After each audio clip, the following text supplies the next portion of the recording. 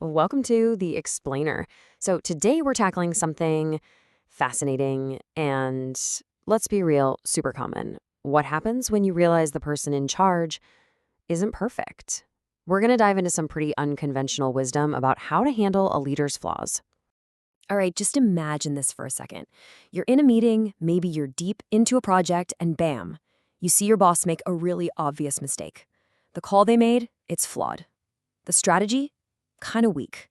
And what's that feeling in your gut? It's probably this mix of, frustration and this huge urge to just jump in and fix things, right? Okay, so what is happening in that moment? It's actually a super critical point in any professional relationship. And how we react? Well, it usually comes from this one really powerful, really common first instinct. Yeah, our first thought is almost always a judgment. We spot that flaw, and immediately we start questioning everything. Their authority, their competence, like, do they even deserve to be in charge? We're thinking, wait a minute, if I can see this mistake, how are they the leader?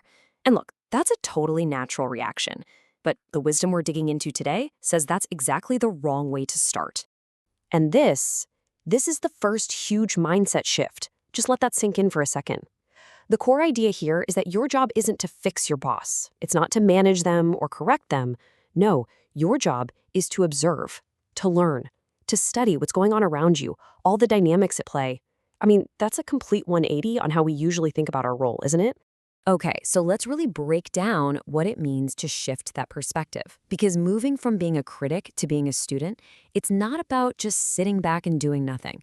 Oh no, it's about being incredibly strategic and focusing on your own development. Just look at this contrast here.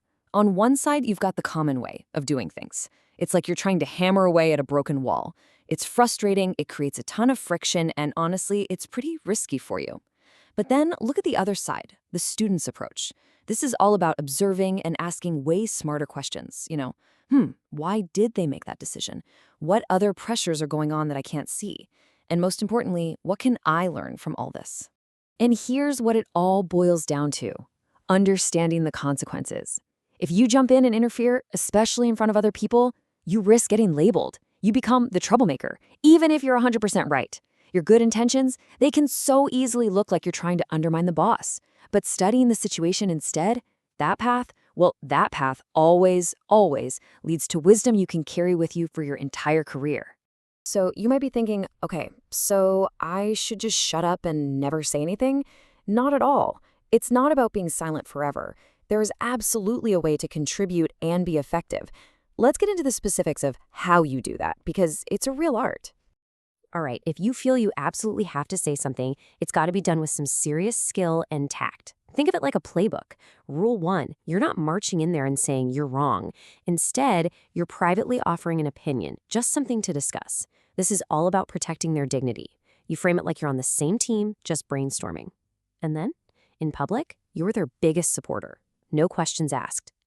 And when you get good at this, when you really master this art of private counsel, something amazing happens. You stop being a threat, and you become a trusted advisor. It's not just about covering your own back either.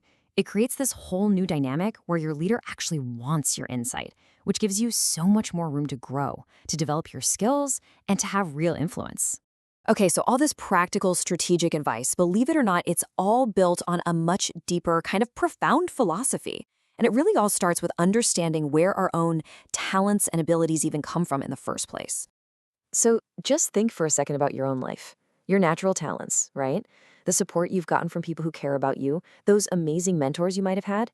Well, the source material calls these blessings, but there's a huge catch. They're not just freebies. The teaching says to think of them as a kind of debt you owe to the world. You were given these advantages, so now you have a responsibility to pay that back. So, how do you pay back this cosmic debt? Well, you do it by earning something called gong-deok, which we can translate roughly as merit. The best way to think about it is like positive capital. It's kind of like building up social or even spiritual credit. Every time you use your talents to help other people and do good work, you're earning merit. That's how you pay it back. And this brings us to the final piece of the puzzle. And honestly, it's the most profound part. So let's say you've done it. You've worked hard, you've used your talents for good, and you've built up all this merit. The big question is, now what? What are you supposed to do with it? And this is where things get really interesting. And pretty counterintuitive for most of us. Because if you just hold on to that merit for yourself, if you start thinking, yeah, this is my success, my achievement, then this philosophy says that's actually a form of greed. It's like you're hoarding spiritual capital. Sure, it's an asset, but holding on to it just weighs you down. So, the path to real wisdom, according to this, is an action. It's called Hoyoung, which means dedication. And what is it? It's the conscious act of taking all that credit, all that success, all that merit you've earned, and just giving it away. Not literally, but mentally. You dedicate it to your team, your community, to the world. You just let go of your attachment to it. And that is the true meaning of non-possession. It's not about being poor or owning nothing. Not at all. It's about not letting your achievements own you. When you do this, when you perform Hoyoung and give it all back, you become spiritually light. You're unburdened. And that space you create, that's where real wisdom and insight can finally come through. So in the end, we're left with this challenge that's so much bigger than just how to deal with a bad boss, right? It's really about rethinking our entire idea of success. I mean, just think about it. If every single one of your achievements isn't really yours to keep, if it's just you repaying a debt and the credit should be immediately given back for everyone's benefit, well, how does that change the way you work, the way you lead, and maybe even the way you live?